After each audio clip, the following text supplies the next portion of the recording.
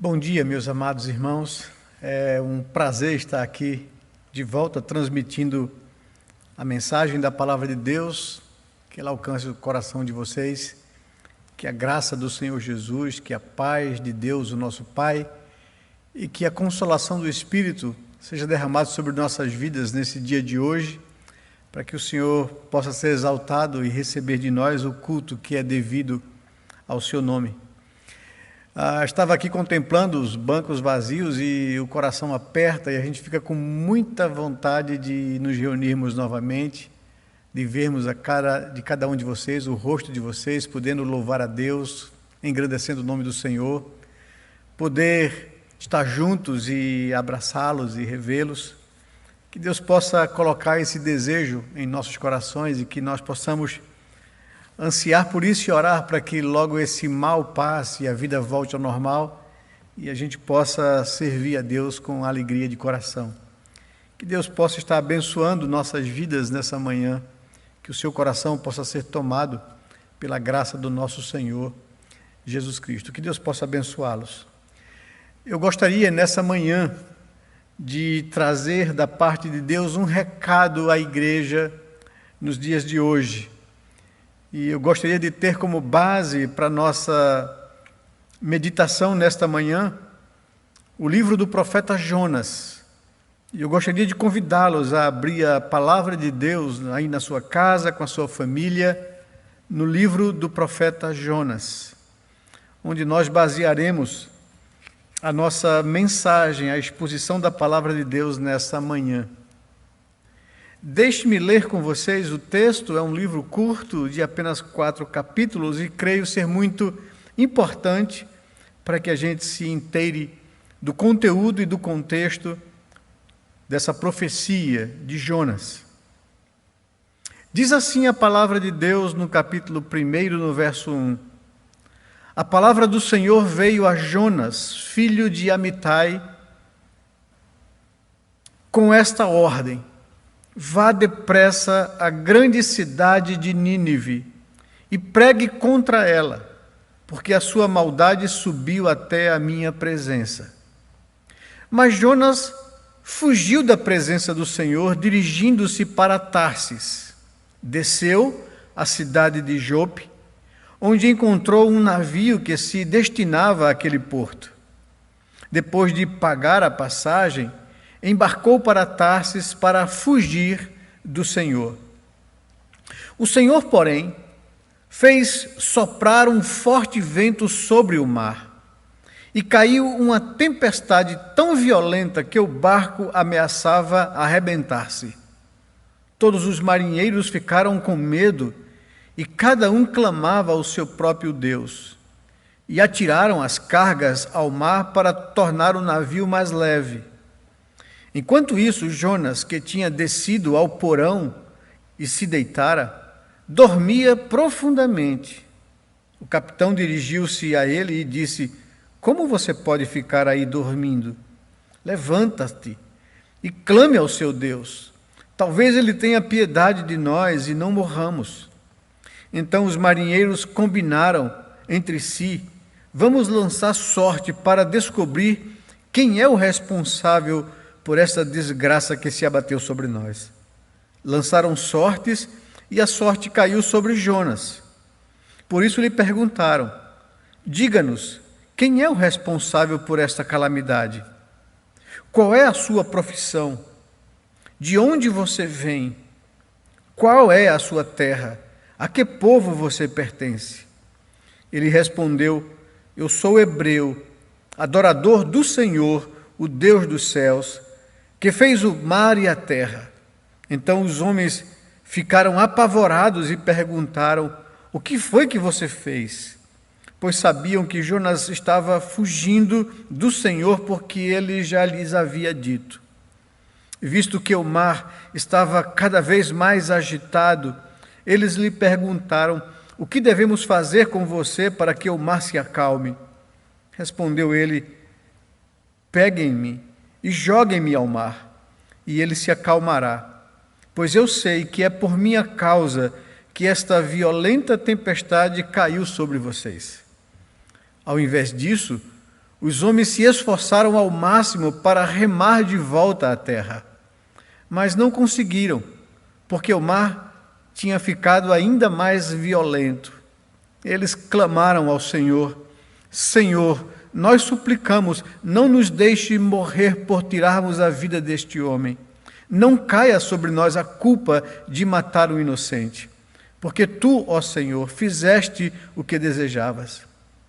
Em seguida, pegaram Jonas e o lançaram ao mar enfurecido. E este se aquietou.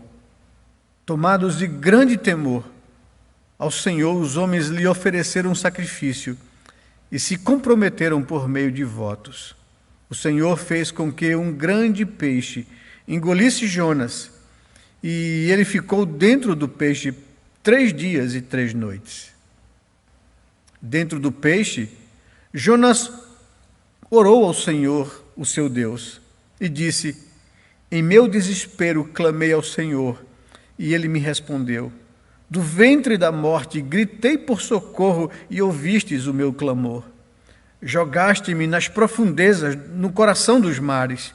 Correntezas formaram um redemoinho ao meu redor. Todas as tuas ondas e vagas passaram sobre mim. Eu disse: fui expulso da tua presença. Contudo, olharei de novo para o teu santo templo. As águas agitadas me envolveram, o abismo me cercou, as algas marinhas se enrolaram em minha cabeça, afundei até os fundamentos dos montes. A terra embaixo, cuja tranca me aprisionaram para sempre. Mas tu trouxestes a minha vida de volta da sepultura, ó Senhor meu Deus. Quando a minha vida já se apagava, eu me lembrei de ti. Senhor, o Senhor é a minha oração. A minha oração subiu a ti, ao teu santo templo. Aqueles que acreditam em ídolos inúteis desprezam a misericórdia. Mas eu, com um cântico de gratidão, oferecerei sacrifícios a ti. O que eu prometi, cumprirei totalmente. A salvação vem do Senhor. A palavra do Senhor veio a Jonas pela segunda vez com esta ordem: vá à grande cidade de Nínive e pregue contra ela a mensagem que eu lhe darei. Jonas obedeceu a palavra do Senhor e foi para Nínive. Era uma cidade muito grande, sendo necessário 3 dias para percorrê-la. Jonas entrou na cidade e a percorreu durante um dia, proclamando: daqui a 40 dias, Nínive será destruída.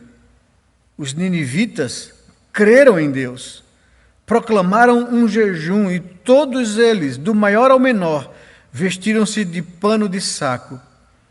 Quando as notícias chegaram ao rei de Nínive, ele se levantou do trono, tirou o manto real, vestiu-se de pano de saco e sentou-se sobre a cinza. Então fez uma proclamação em Nínive, por decreto do rei e de seus nobres: não é permitido a nenhum homem ou animal, bois ou ovelhas, provar coisa alguma. Não comam nem bebam, cubram-se de pano de saco, homens e animais, e todos clamem a Deus com todas as suas forças. Deixem os maus caminhos e a violência. Talvez Deus se arrependa e abandone a sua ira, e não sejamos destruídos. Tendo em vista o que eles fizeram e como abandonaram os seus maus caminhos, Deus se arrependeu e não os destruiu como havia ameaçado. Jonas, porém, ficou profundamente descontente com isso e enfureceu-se. Ele orou ao Senhor: Senhor, não foi isso que eu disse quando ainda estava em casa? Foi por isso que me apressei em fugir para Tarsis. Eu sabia que tu és Deus misericordioso e compassivo, muito paciente, cheio de amor, e que prometes castigar, mas depois te arrependes. Agora, Senhor, tira a minha vida, eu imploro, porque para mim é melhor morrer do que viver. O Senhor lhe respondeu: você tem alguma razão para essa fúria? Jonas saiu, sentou-se no lugar a leste da cidade. Ali construiu para si um abrigo, sentou-se à sua sombra e esperou para ver o que aconteceria com a cidade. Então o Senhor Deus fez crescer uma planta sobre Jonas, para dar sombra à sua cabeça e livrá-lo do calor, o que deu grande alegria a Jonas. Mas na madrugada, no dia seguinte, Deus mandou uma lagarta atacar a planta e ela secou-se. Ao nascer do sol, Deus trouxe um vento oriental muito quente e o sol bateu na cabeça de Jonas a ponto dele quase desmaiar. Com isso ele desejou morrer e disse: para mim seria melhor morrer do que viver.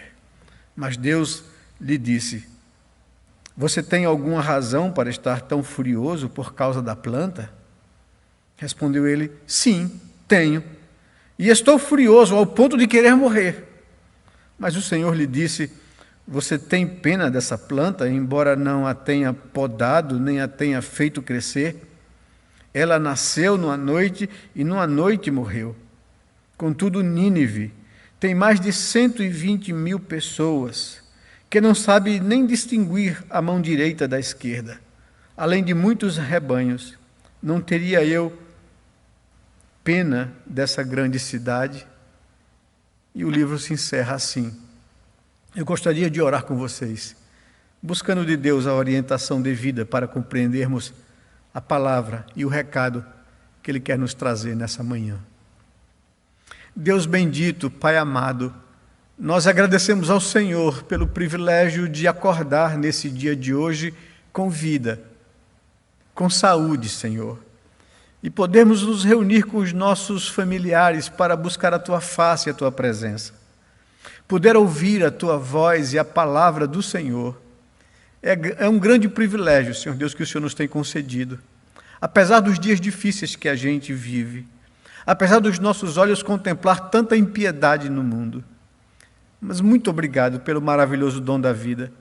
E nesse momento, Pai amado, nós queremos pedir ao Senhor, em nome de Jesus, que o Teu Espírito Santo nos guie à compreensão da Tua palavra, que o Senhor nos fale ao coração, que o Senhor abra os olhos do nosso entendimento para contemplarmos a beleza da Tua palavra, Senhor. Dá-nos o discernimento necessário para vivermos esses dias difíceis e poder glorificar o Teu nome com as nossas vidas, testemunhando do amor de Deus ao mundo perdido. Fala ao nosso coração, Senhor, é o que nós Te pedimos em oração, em nome de Jesus. Amém, Pai amado, amém. Temos ouvido desses dias dos noticiários estourar escândalos de superfaturamento nos hospitais de campanha, na construção, na não entrega, na compra de respiradores superfaturados, de outros materiais, governantes aterrorizando o povo, promovendo medo, com informações desencontradas, trazendo uma confusão e uma insegurança enorme. Temos acompanhado as crises políticas entre os poderes do nosso país, que traz uma segurança enorme ao coração do povo. Temos visto medidas abusivas de governadores e prefeitos, cerceando o cidadão dos seus direitos de trabalho, direitos à vida, à liberdade. E por detrás de tudo isso, o que tem se mostrado na televisão é a velha prática de corrupção que se espalha novamente pelos estados e municípios do nosso país, gerando muita indignação contra a classe política dominante nas últimas 3 décadas no país. E a indignação se acende no coração das pessoas, a gente vê manifestações, a gente vê o desequilíbrio nas redes sociais, agressões e propostas de volta de regimes totalitários, e a gente percebe a tensão e o barril de pólvora que se encontra o nosso país. E isso tem gerado muita indignação da população em relação os rumos do nosso país, criando um clima muito perigoso para a nossa democracia. E eu creio que o livro de Jonas, que eu escolhi para trazer e expor nesta manhã, tem tudo a ver com essa situação que nós vivemos, e eu queria chamar a sua atenção para acompanhar a exposição desse livro. Jonas, o livro de Jonas, Deus tinha uma boa razão para colocá-lo na Escritura, para nos trazer um recado hoje, nesses dias difíceis que a gente vive.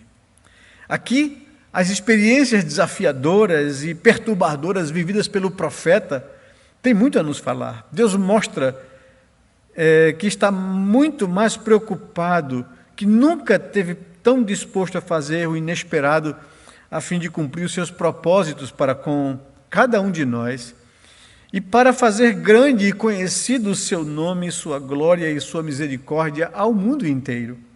Deus quer que o mundo o busque e encontre nele salvação para os seus dilemas e para as suas crises. Geralmente os livros proféticos dirigidos por Deus ao seu povo, eles sempre falam da mensagem de Deus. Em quase todos são transmitidos essa mensagem, essa palavra de Deus. Mas o livro de Jonas se concentra não em si na mensagem que Jonas pregava, mas na vida pessoal e na experiência vivida pelo próprio profeta. A sua profecia se resume a 10 palavras que se encontram no capítulo 3, no verso 4. Mas a história desse profeta, seus conflitos, seus dilemas, é a própria mensagem. E Deus nos aponta um recado para a igreja dos nossos dias.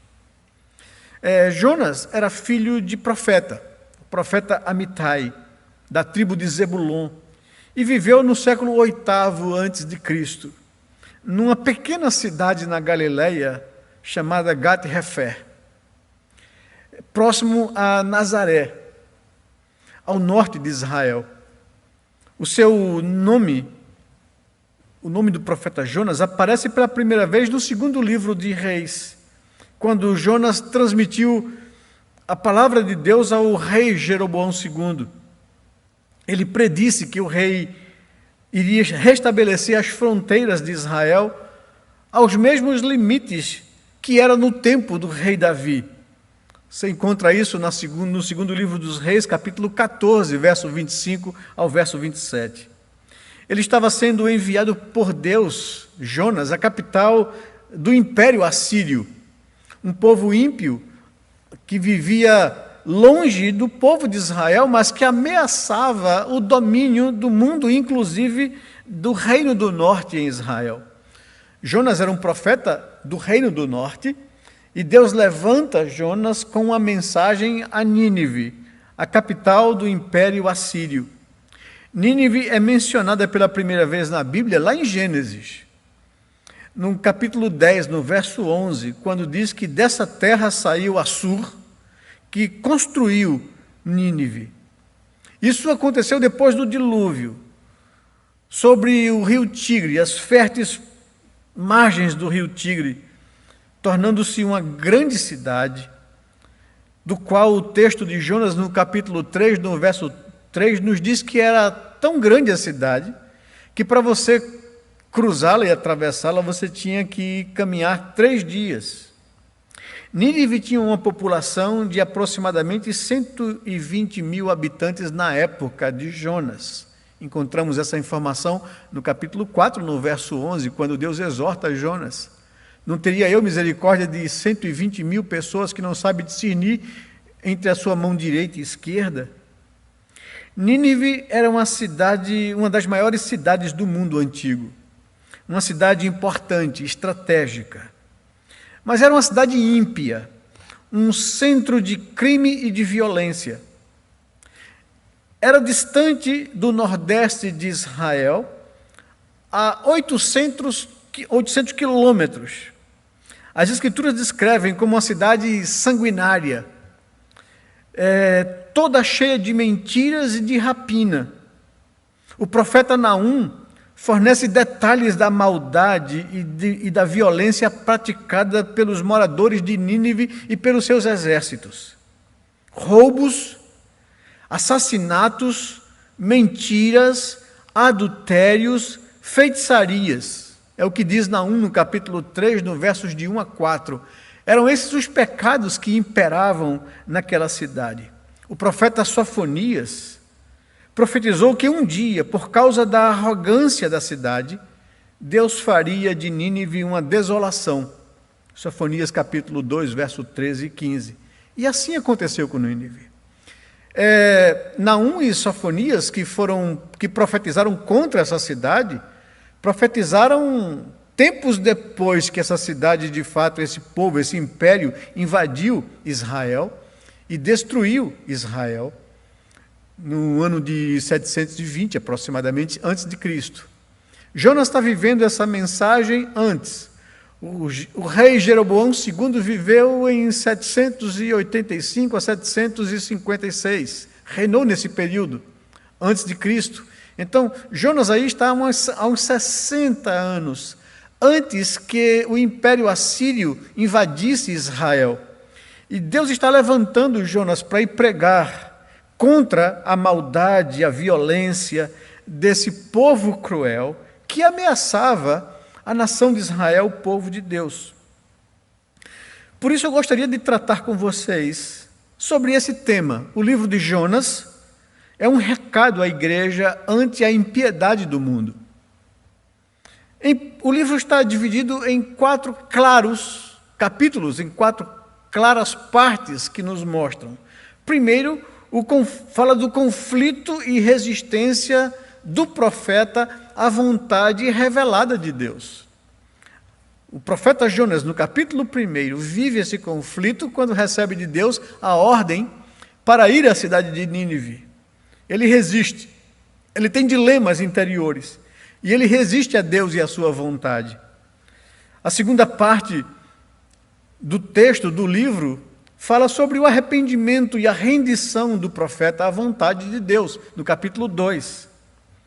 Depois, no capítulo 3, nós vemos a Deus novamente trazer a Jonas a palavra e ordená-lo a ir a Nínive, agora que ele estava rendido e arrependido da sua resistência. E o capítulo 3 trata do anúncio dessa mensagem aos assírios, à cidade de Nínive, e os efeitos dessa mensagem de Deus. E, finalizando, no capítulo 4, fala da reação do profeta ao que Deus fez e a lição de Deus, a vida de Jonas e a vida da igreja. Eu queria então que você me acompanhasse na exposição desse texto, desse livro da Palavra de Deus. Vamos então para a primeira parte, capítulo 1, o conflito e a resistência à vontade de Deus. Diz no verso 1 que a palavra do Senhor veio a Jonas, filho de Amitai, com esta ordem. E qual era a ordem? Vá depressa à grande cidade de Nínive e pregue contra ela, porque a sua maldade subiu até a minha presença. É essa a revelação de Deus e a ordem de Deus e a missão confiada a Jonas, filho de profeta e profeta de Deus em Israel. E nós vemos a reação de Jonas logo em seguinte no versículo 3. Diz o texto que diante da manifestação e da revelação da missão de Deus para o profeta, Jonas fugiu. Mas Jonas fugiu da presença do Senhor. E em vez de ir a Nínive, ele desce para o lado contrário, para a cidade ou para Tarsis, era o seu destino. E para isso ele desce da sua cidade na Galileia, vai até Jope, onde era um porto, e lá pega um navio em direção a Tarsis. Ou seja, Jonas quer ir para o mais longe possível de Deus e da sua vontade. É isso que diz o texto. O profeta Jonas foi comissionado por Deus para ir a Nínive.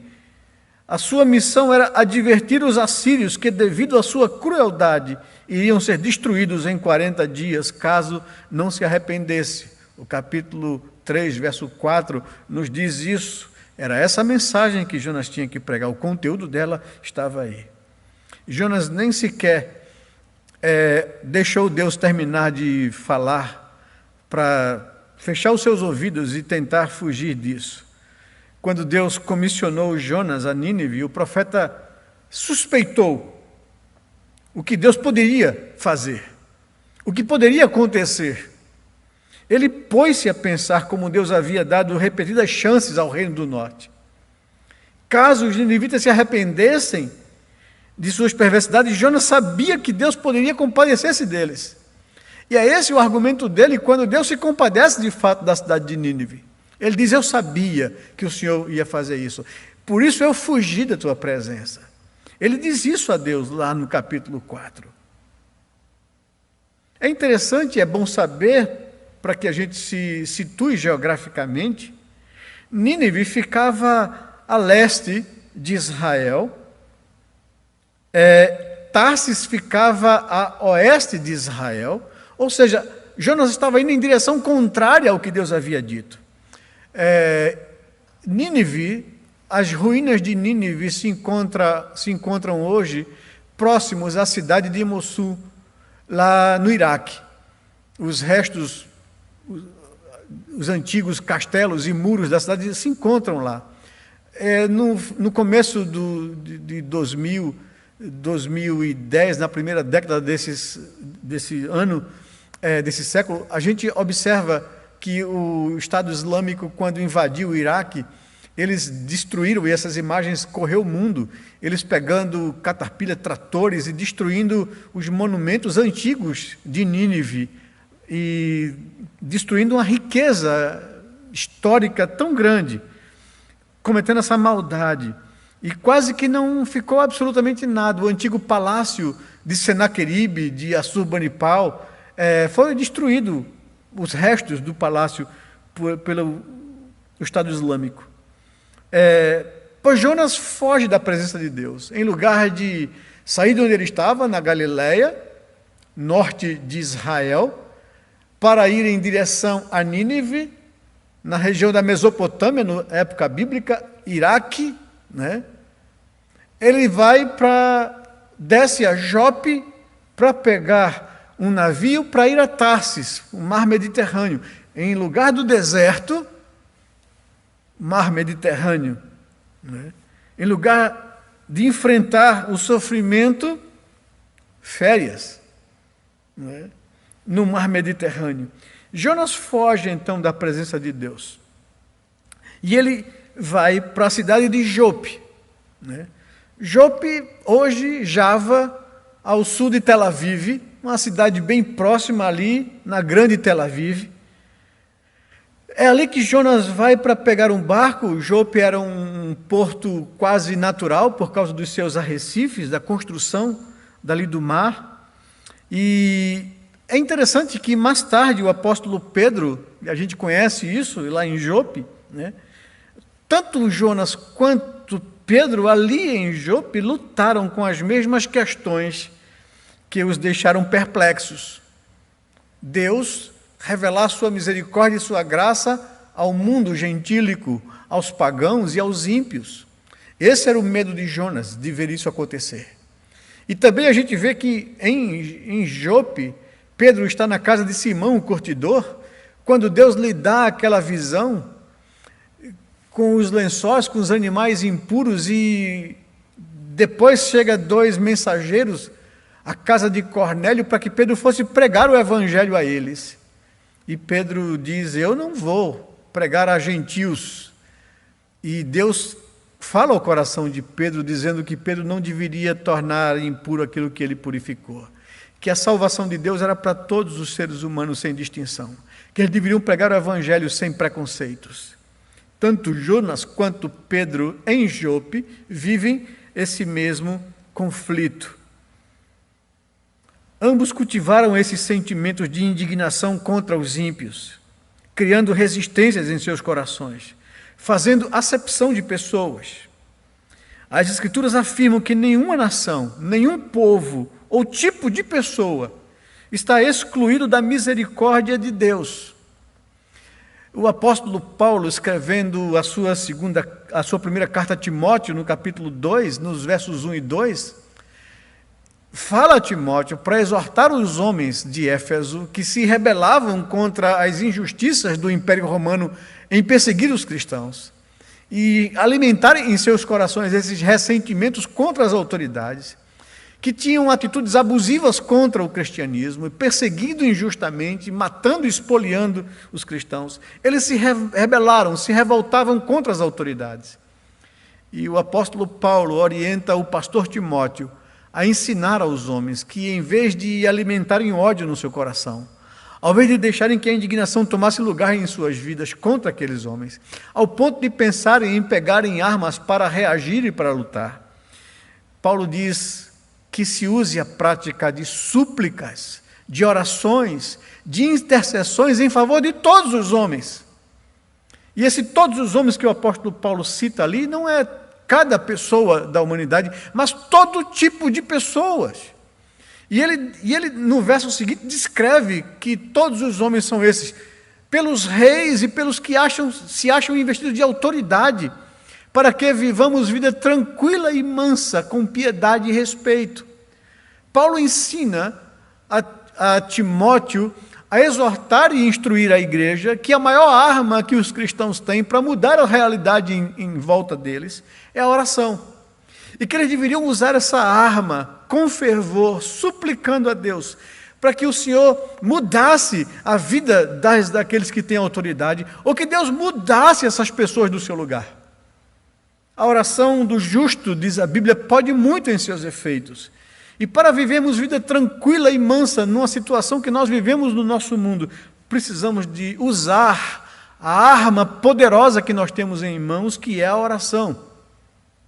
Mas tanto Jonas quanto Pedro, ali em Jope, eles criaram nos seus corações uma revolta, uma indignação, um nojo contra os ímpios, aqueles que agem com impiedade. E eles não queriam que a graça e a misericórdia de Deus alcançasse essas pessoas, mas sim o juízo. E muitas vezes é esse sentimento que nos toma nos dias de hoje, quando vemos o mal prosperar, quando vemos pessoas usarem de uma situação de calamidade de saúde para tirar vantagens financeiras sobre a população. Não se importando com mortes, não se importando com o sofrimento das pessoas. E tirando vantagem disso, o nosso coração se enche de indignação contra esse tipo de atitude. Mas a palavra de Deus nos diz que a ira do homem não produz a justiça de Deus. Que o Senhor nos aponta um caminho melhor, e essa é a relevância da mensagem de Jonas, do profeta Jonas. Deus confiou a Jonas uma pesada responsabilidade. Se o profeta tivesse obedecido sem questionar, teria sido poupado de muitas experiências amargas, de muito sofrimento. Jonas não quis testemunhar aos ímpios ninivitas. Mas quando irrompeu a grande tempestade, ele foi forçado a testemunhar aos pagãos dentro do navio. Ele foi direto ao coração do assunto, dizendo-lhes o que eles precisavam conhecer. Eu sou temente ao Senhor, ao Deus que criou os céus e a terra, fez o mar e a terra seca. E há quebrantamento no navio. Aqueles homens se convertem. Eles temem ao Deus de Israel, ao Deus de Jonas. Deus faz a sua vontade acontecer, independente da disposição do nosso coração. Mas Jonas teria poupado muito sofrimento se ele tão somente confiasse e se submetesse à instrução de Deus e da sua vontade. Diz o texto que quando ele foge, compra passagem, entra no navio e foge da vontade de Deus, e foge de fazer a vontade de Deus e da presença do Senhor, Deus faz com que o mar se revolte e uma tempestade tome aquela embarcação. E enquanto os marinheiros se desesperavam para salvar o barco, jogavam as cargas fora para o barco ficar mais leve, para melhor conduzi-lo. Enquanto isso, diz o verso seguinte, Jonas tinha descido ao interior, ao porão do navio, e se deitava e dormia profundamente. A indiferença do profeta mediante o desespero dos marinheiros era uma coisa terrível. Isso nos ensina que quando a gente está fugindo da vontade de Deus, quando nós estamos resistindo a Deus, o nosso coração endurece, fica indiferente às coisas de Deus e nós não conseguimos entender ou ler o que está acontecendo à nossa volta e ficamos perturbados ou indiferentes à situação. Jonas dormindo profundamente. O capitão do navio dirige-se a ele, estranha aquela situação. Como pode você ficar dormindo? Levante-se e clame ao seu Deus. Todos estão aqui desesperados e clamando aos seus deuses por misericórdia. Talvez ele tenha piedade de nós e não morramos. Então os marinheiros desesperados combinaram entre si: vamos lançar sorte para descobrir quem é o responsável por essa desgraça que se abateu sobre nós. E eles lançaram sorte, e a sorte caiu sobre Jonas. Por isso lhe perguntaram, foram a ele, e lhe questionaram com muitas perguntas. Diga-nos quem é o responsável por esta calamidade. Qual é a sua profissão? De onde você vem? Qual a sua terra? A que povo você pertence? E Jonas lhes responde, a começar pela última pergunta: eu sou hebreu, adorador do Senhor, do Deus que criou os céus, que fez o mar e a terra. Quando eles ouvem isso, os povos gentios, idólatras de vários deuses, eles tinham a crença de que existia um Deus único sobre todas as coisas, um Deus superior. Que eles não tinham acesso a esse Deus. E esse Deus era o Senhor dos mares. E quando Jonas fala isso, eu sou o adorador do Senhor, o Deus dos céus, aquele que está sobre todos os deuses, é isso que ele está dizendo.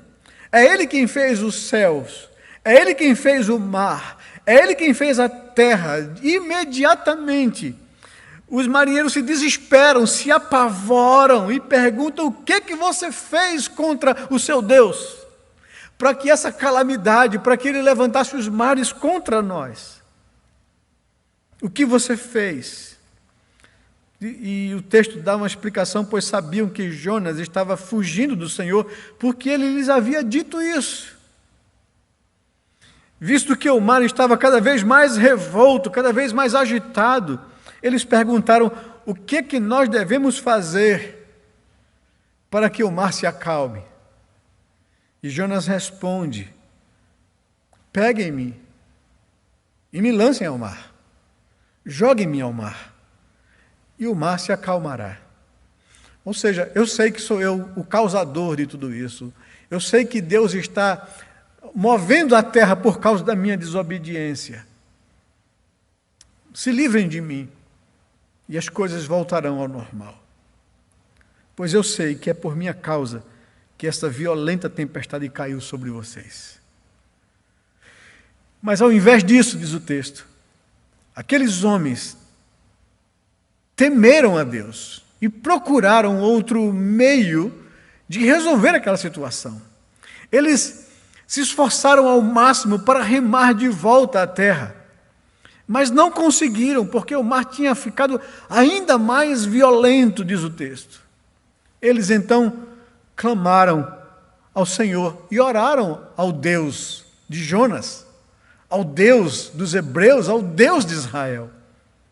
Aqueles homens idólatras se voltam para Deus e fazem essa oração: Senhor, nós suplicamos, não nos deixe morrer por tirarmos a vida deste homem. Não caia sobre nós a culpa de matar um inocente, porque Tu, ó Senhor, fizestes o que desejavas. Essas coisas estão acontecendo por causa do Senhor. Nós reconhecemos a Tua soberania sobre todas as coisas, sobre o mar, sobre a natureza. nós vamos jogar ele ao mar, como ele mesmo propôs, mas tenha misericórdia, não nos culpe, não nos condene por causa disso. Em seguida, pegaram Jonas e o lançaram ao mar enfurecido. E imediatamente, diz o texto, o mar se aquietou e houve bonança. Tomados de grande temor, aqueles homens ofereceram a Deus sacrifício e se comprometeram por meio de votos, de viverem a sua vida para Deus. O Senhor fez com que um grande peixe engolisse Jonas, e ele ficou dentro do peixe 3 dias e 3 noites. Assim, encerra esse primeiro capítulo e essa primeira parte, um conflito e resistência do profeta à vontade de Deus, e Deus move o mundo para levar Jonas a arrependimento. Isso nos leva ao segundo capítulo. E aqui no segundo capítulo, Jonas descreve o lamento que veio em seu coração e o desespero do afogamento e da morte. Passa 1000 coisas pela sua cabeça. E nesse momento de desespero, quando ele desiste da vida, ele faz uma oração quase desfalecendo.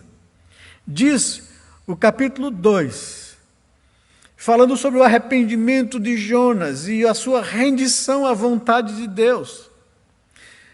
Dentro do peixe, Jonas orou ao Senhor, o seu Deus. Mas a oração de Jonas, ela retrata, ainda quando ele estava em afogamento, sendo batido e lançado de um lado para o outro, e quando ele afundou de fato e desfaleceu da vida, antes de ser engolido pelo peixe. Vejam o que diz a oração dele no verso 2 do capítulo 2 em diante. Em meu desespero, clamei ao Senhor, e ele me respondeu. Do ventre da morte, gritei por socorro, e ouvistes o meu clamor. Jogaste-me nas profundezas, no coração dos mares. Correntezas formavam um turbilhão ao meu redor, um redemoinho. Todas as suas ondas e vagas caíram ou passaram sobre mim. Eu disse, no meu desespero, fui expulso da tua presença, Senhor. Contudo, olharei de novo para o teu santo templo. Ele tem esperança que Deus era um Deus misericordioso e que o socorreria, ainda que ele estivesse em situação de apuro e de morte. As águas agitadas me envolveram, o abismo me cercou, as algas marinhas se enrolaram em minha cabeça, e ele descreve tudo que ele viveu. É incrível. Claro que o profeta Jonas escreve toda a sua profecia após tudo isso acontecer, após ele pregar a Nínive, após Nínive se converter. Ele escreve a sua profecia. Depois de tudo isso, ele está relembrando o que aconteceu em suas orações.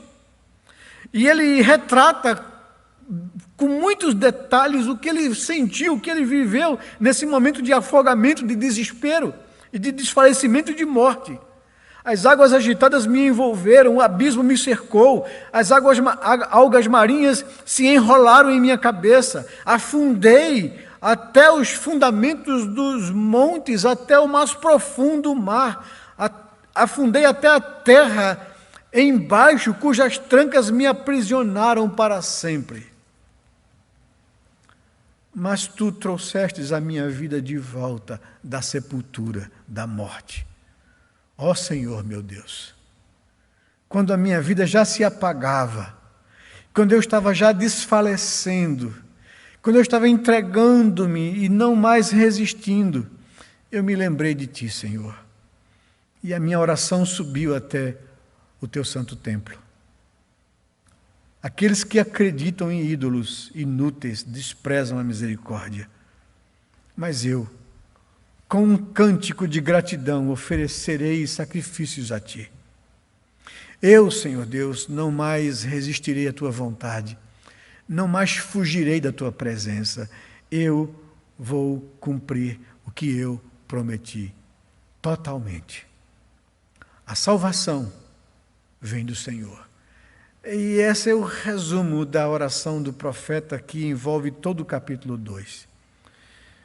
E diz o texto, e aqui é nesse contexto que Deus envia esse grande peixe, que tanto aqui no Antigo Testamento, como quando Jesus cita no Novo Testamento essa narrativa de Jonas, não define, não identifica que ser marinho era esse. É um grande peixe.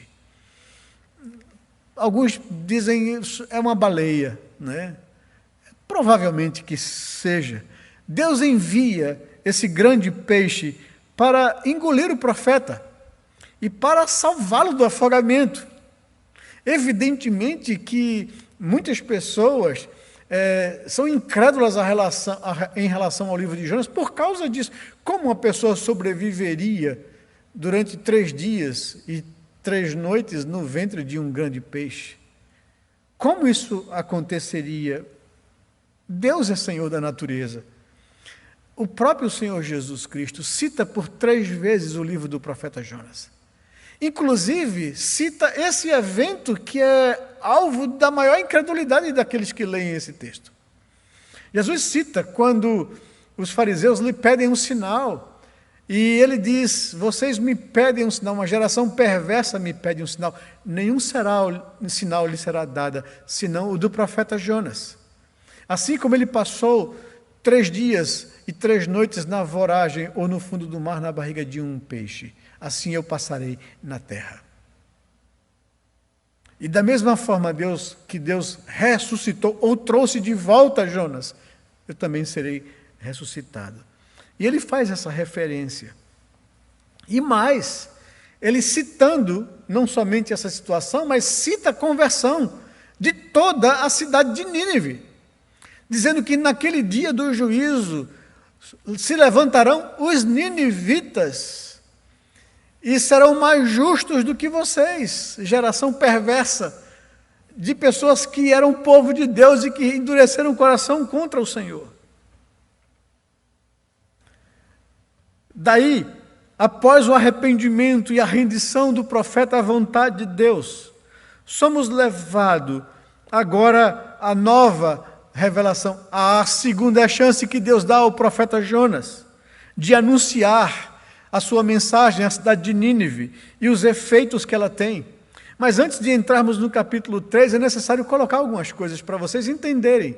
Muitas vezes a gente ouve, quando criança, na escola dominical, inclusive uma informação muito incorreta e nada bíblica, de que o peixe vomitou Jonas em Nínive, na praia de Nínive. Nínive é deserto, é no Iraque, Mossul, no meio do deserto, longe, a quase 10 quilômetros, 10.000 quilômetros do mar Mediterrâneo.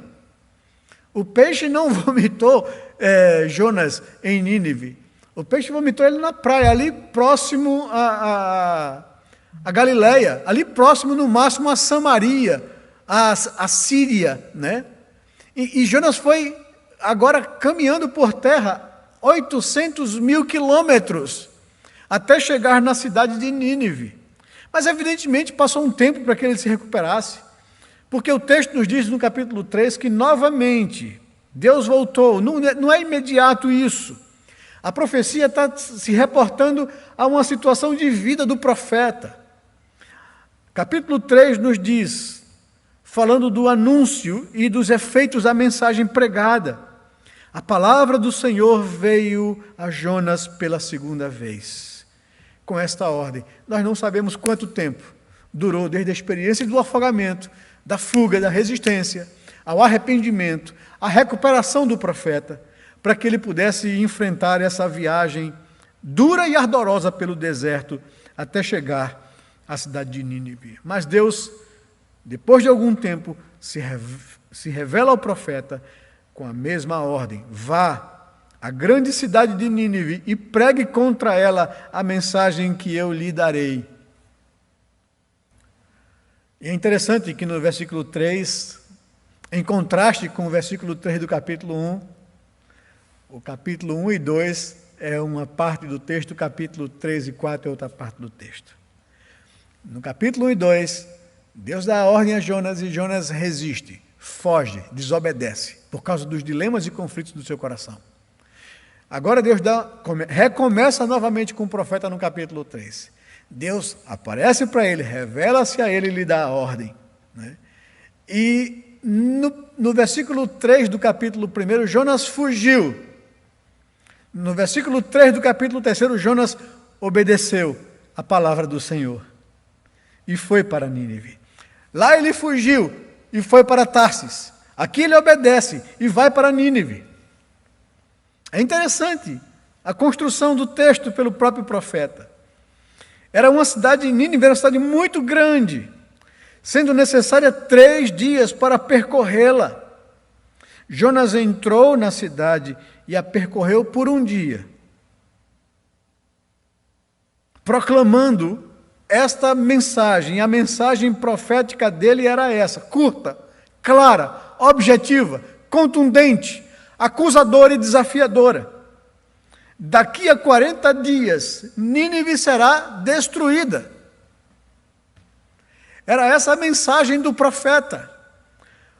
Um homem que sai de Israel, do reino do norte, em Israel, ousa a vir à Assíria para pregar uma mensagem de condenação aos assírios.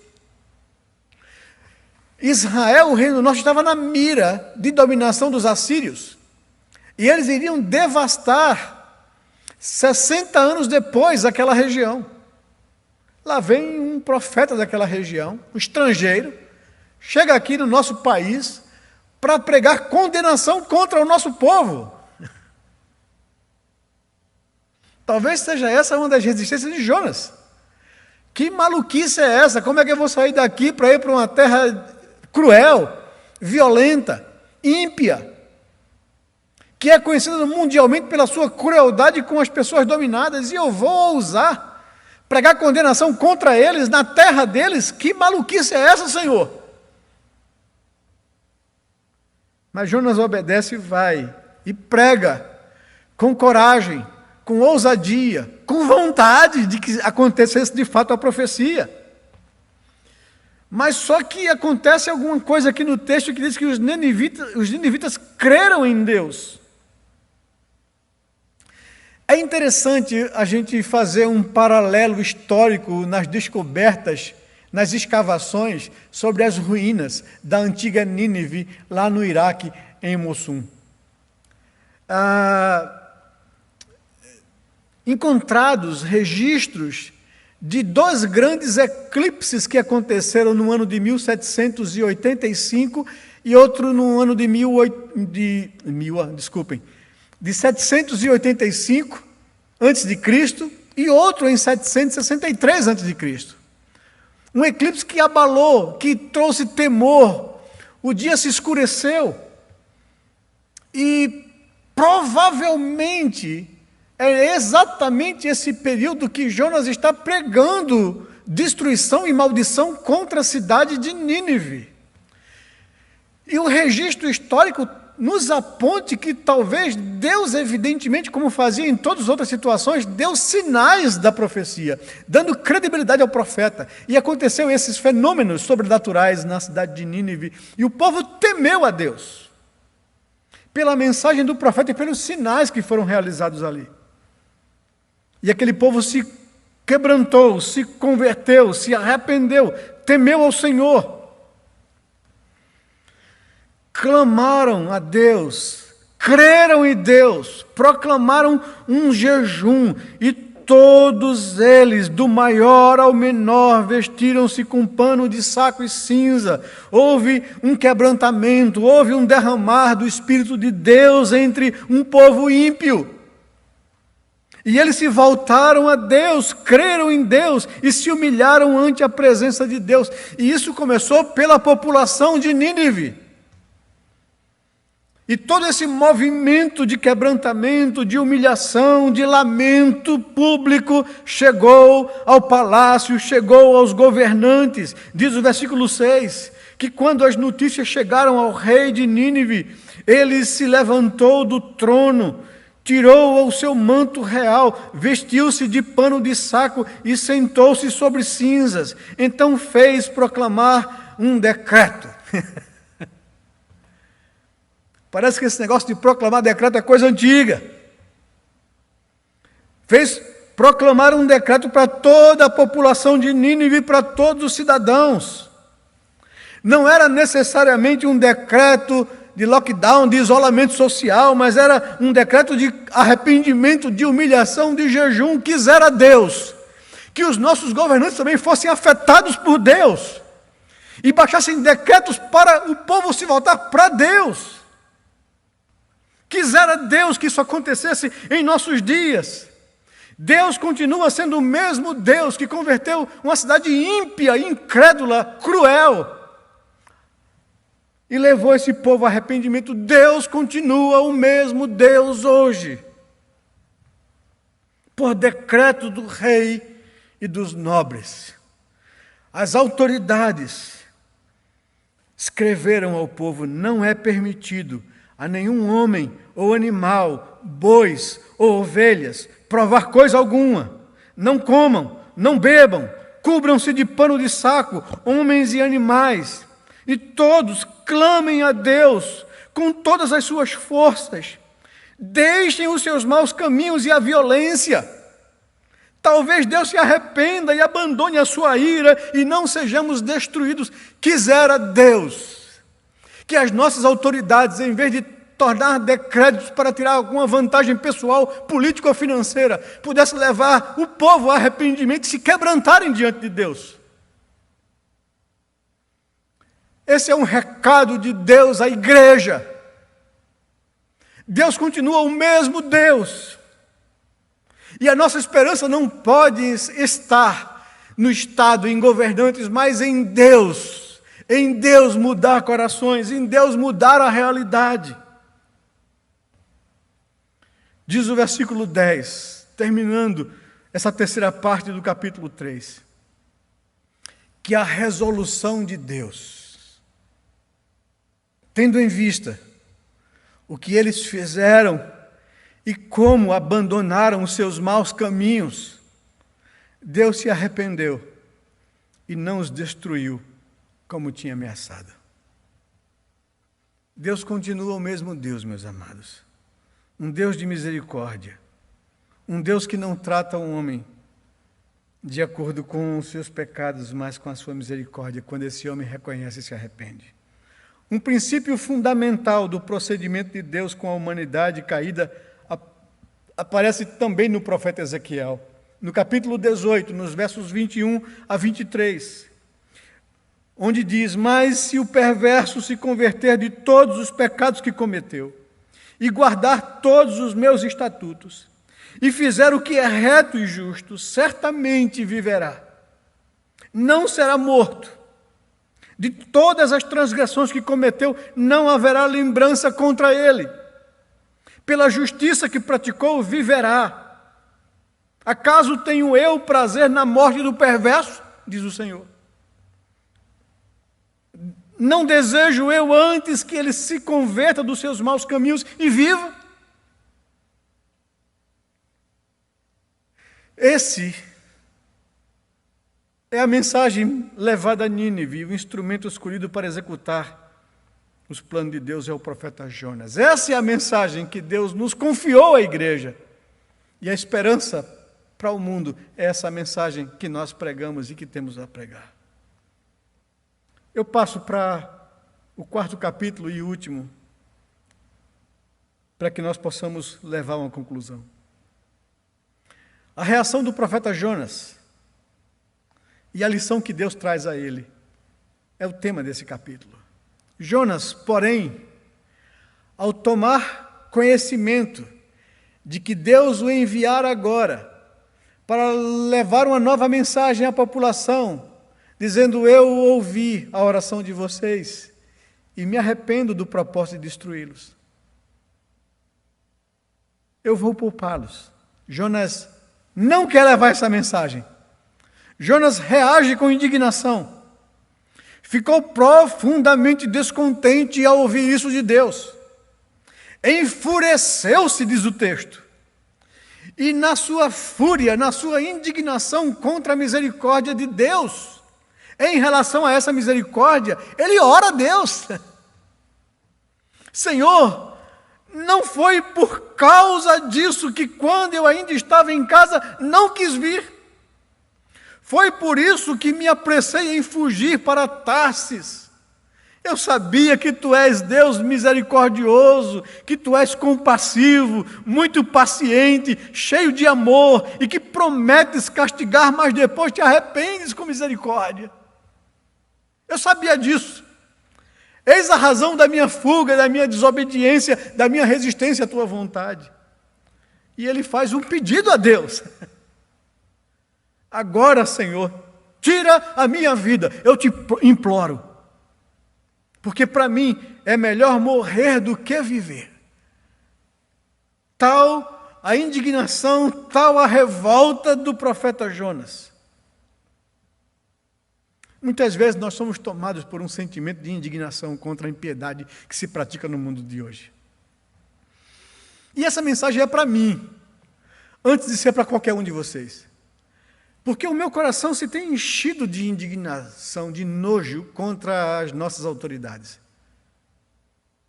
Por causa da crueldade, da maldade, do egoísmo, em olhar o sofrimento e a miséria da população e tirar proveito em cima disso. E ainda haver corrupção no nosso país, em cima da miséria e da morte de pessoas, do sofrimento de famílias. O nosso coração se enche de revolta e indignação. E o que nós gostaríamos mesmo é que Deus pesasse a sua mão de juízo contra essa impiedade. Mas quando Deus muda essa realidade e manifesta misericórdia, o nosso coração se endurece e se enfurece contra Deus. Como se estivéssemos dizendo a Deus que, se fôssemos nós no lugar dele, nós faríamos melhor.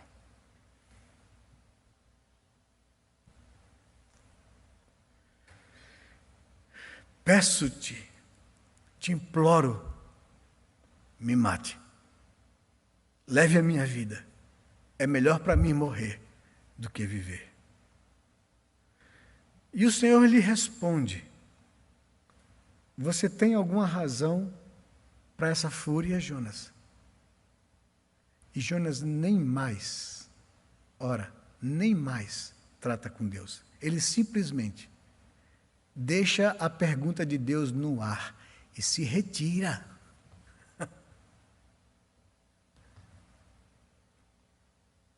Jonas saiu e sentou-se no lugar a leste da cidade, num lugar alto, numa montanha, e ficou lá de braços cruzados para ver o que ia acontecer. Entenda o que está acontecendo. Deus mandou o profeta Jonas pregar destruição. Em 40 dias Deus destruirá a cidade se arrepende, se quebranta, se humilha, e Deus chega para o profeta e diz: agora você volta lá e diz que eu não vou mais destruir a cidade. E Jonas não vai. Jonas se revolta mais uma vez contra a ordem de Deus. E ele discute com Deus em oração. Leva diante de Deus a sua queixa. E quando Deus pergunta: por que você está irado? Ele se retira. Ele não vai anunciar à cidade a palavra e a decisão e a resolução de Deus. Ele sobe num monte, cruza os seus braços e espera os 40 dias acontecer para a destruição chegar. Talvez a minha indignação, a minha oração, mude Deus. E mais uma vez nós somos lembrados disso. A ira do homem, a indignação do homem não produz a justiça de Deus. Mas Jonas senta e espera ver Deus cumprir a sua profecia de destruir aquela nação. Deus, na sua misericórdia, apesar da rebelião do profeta, Deus usa de graça também com o profeta. Vejam o que diz o texto. Jonas saiu, sentou-se no lugar a leste da cidade, ali construiu para si um abrigo, sentou-se à sua sombra e esperou para ver o que aconteceria com a cidade. O abrigo devia ser alguma coisa muito frágil ou paupérrima, a ponto de Deus usar de misericórdia e fazer nascer uma planta para dar sombra a Jonas.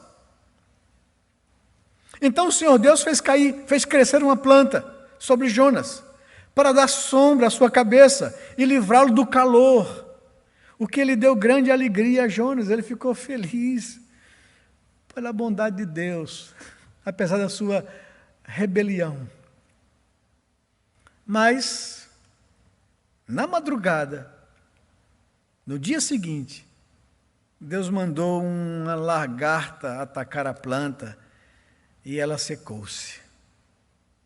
E quando amanhece, ao nascer do sol, Deus trouxe um vento oriental muito quente. E o sol bateu na cabeça de Jonas a ponto de ele quase desmaiar. Com isso, ele desejou morrer mais uma vez. E orou, resmungando: para mim seria melhor morrer do que viver. Mas Deus disse a Jonas: chegou a hora de eu lhe dar uma lição. Você tem alguma razão para estar tão furioso por causa da planta? Respondeu ele: sim, tenho. E estou furioso a ponto de querer morrer. Vê a dureza do coração do profeta, né? Sendo mal criado para com relação a Deus e a sua bondade.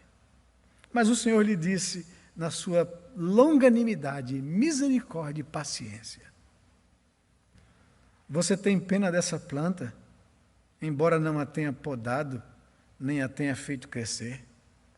Ela nasceu numa noite e numa noite morreu. Contudo, Nínive tem mais de 120 mil pessoas que não sabem nem distinguir a mão direita da esquerda. São mortos espirituais. Não têm discernimento das coisas espirituais. Não entendem as coisas de Deus. Estão com o coração embotados de idolatria. Jonas é minha criação. Não teria eu misericórdia dessas vidas? Além de muitos rebanhos, animais, você quer que eu destrua tudo isso? Não deveria eu ter pena da grande cidade da minha criação? Você tem pena de uma planta que nasce num dia e morre no outro? Não teria eu pena daqueles que eu criei? E o livro do profeta Jonas encerra-se abruptamente, aí, sem sabermos qualquer coisa que aconteceu no futuro em relação a Jonas, em relação à relação dele com Deus. Como nós vimos no livro de Jonas, a natureza obedece a Deus. Uma geração ímpia obedeceu a Deus, mas somente Jonas, o hebreu, deixou de obedecer o propósito de Deus. Em vez de sentir-se alegre pelo fato de Deus ter mudado o coração dos ninivitas, o próprio profeta nos revela que essa mudança de rumo o deixou furioso. E aqui eu queria considerar com vocês algumas razões prováveis para essa fúria de Jonas. Talvez ele tivesse medo de anunciar uma palavra dura de condenação a um povo cruel e violento, por isso ele não quis ir. Ele poderia sofrer, ser preso, ser morto. E para poupar sua própria vida, ele não quis ir. Talvez. Mas também há uma outra possibilidade. É certo que ele sabia que se o juízo, a profecia não se cumprisse, ele seria considerado um falso profeta. Uma vez que os judeus sabiam muito bem o que as Escrituras diziam sobre isso. Deuteronômio capítulo 18, verso 22. Se um profeta se levantar profetizando alguma coisa e ela não acontecer, é falso profeta. Apedrejem-o. Rejeitem a sua autoridade profética. Talvez Jonas esteja preocupado aqui com a sua reputação. Ele era profeta, filho de profeta, ele tinha um nome a zelar. Isso parece que vira moda, né? Ele tinha um nome a zelar. A sua credibilidade estaria em jogo se a sua profecia não se cumprisse. Como é que um profeta sai de Israel, vai levar condenação aos ninivitas, e o povo lá se converte e não são destruídos? Talvez Jonas esteja mais preocupado com a sua reputação do que com Deus, do que com os projetos, propósitos redentivos de Deus. E talvez, muitas vezes, seja esse o nosso problema. Estamos muito mais preocupados com a nossa imagem, com o nosso nome, com a nossa credibilidade diante das pessoas, do que necessariamente em fazer a vontade de Deus. Isso nos leva a refletir. Mas, em terceiro lugar, talvez pelo fato da Assíria ser inimiga e ameaça a se invadir seu povo, por isso ele queria o juízo de Deus sobre aquele povo ímpio e mau. Também é provável isso. Assim como nós nos indignamos contra a perversidade dos homens em nossos dias, Jonas também queria que o juízo de Deus viesse sobre aquele povo. A verdade é que a experiência de Jonas é um retrato das experiências do povo de Deus ao longo da história. O que poderia ter sido feito na paz foi forçado a fazer sob circunstâncias terríveis. A história termina sem sabermos o que finalmente aconteceu a Jonas. E nem se ele chegou a ver algum vislumbre de Nínive sob a perspectiva de Deus. Ele acabou não sendo o que Deus queria que ele fosse. Em outras palavras, ele não compreendeu os reais propósitos de Deus. Não seria esse o problema de muitos de nós hoje? Diante disso, chegamos aqui a algumas conclusões. Eu me pergunto, e quanto a nós, que vivemos dias difíceis, e vemos o agir mau e perverso de ímpios que promovem todo o mal, qual tem sido o nosso sentimento em relação à ordem de Deus, de pregarmos e orarmos por essas pessoas investidas de autoridade? Cremos de fato na mensagem que fomos ordenados a anunciar? Cremos de fato que ela tem poder para transformar o impossível e o improvável? Cremos que essa mensagem pode levar essas pessoas a arrependimento e a temerem a Deus e a se converterem dos seus maus caminhos? Ou temos posto nossa esperança em ações humanas, políticas, para resolver os problemas do mundo? Queremos mesmo a conversão desses ímpios que, se aproveitando da desgraça da população, tiram suas vantagens? Que Deus tenha misericórdia de muitos Jonas hoje. Que Deus tenha misericórdia da minha vida, que Deus tenha misericórdia da sua vida, que me ouve nesta manhã. Eu queria trazer aqui algumas aplicações sobre esse livro de Jonas. Ele apresenta alguns dos conceitos mais profundos da Bíblia, sendo que entre todos eles o mais surpreendente é a manifestação da misericórdia e da graça de Deus em ação. Em síntese, o livro nos ensina que Deus é soberano.